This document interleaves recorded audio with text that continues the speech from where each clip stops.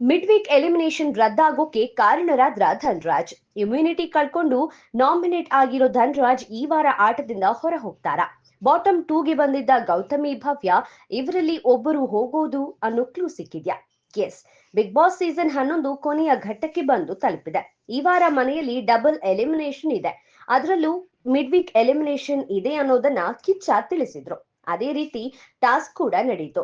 ಧನ್ರಾಜ್ ಸರಣಿ ಟಾಸ್ಕ್ ಅಲ್ಲಿ ಗೆದ್ದು ಮಿಡ್ ವೀಕ್ ಎಲಿಮಿನೇಷನ್ ಇಂದ ಪಾರಾಗಿದ್ರು. ಆದ್ರೆ ಆಟದಲ್ಲಿ ಧನ್ರಾಜ್ ಕನ್ನಡಿ ನೋಡ್ಕೊಂಡು ತಮ್ಮ ಆಟವನ್ನ ಬೇಗ ಮುಗಿಸಿದ್ದು ಗೊತ್ತಾಗಿದೆ. ಹೀಗಾಗಿ ಧನ್ರಾಜ್ ಮಿಡ್ ವೀಕ್ ಎಲಿಮಿನೇಷನ್ ಇಂದ ಸಿಕ್ಕ ಇಮ್ಯುನಿಟಿ ಕಳ್ಕೊಂಡಿದ್ದಾರೆ. ಧನ್ರಾಜ್ ಆಟ ಬಯಲಾಗಿದ್ರಿಂದ ಮಿಡ್ ವೀಕ್ ಎಲಿಮಿನೇಷನ್ ಕ್ಯಾನ್ಸಲ್ ಆಯ್ತು. ಜೊತೆಗೆ ಧನ್ರಾಜ್ ಕೂಡ ನಾಮಿನೇಟ್ ಆದ್ರು. ಹೀಗಾಗಿ ಮಿಡ್ ವೀಕ್ ಎಲಿಮಿನೇಷನ್ ಮುಂದೂಡಲಾಗಿದೆ.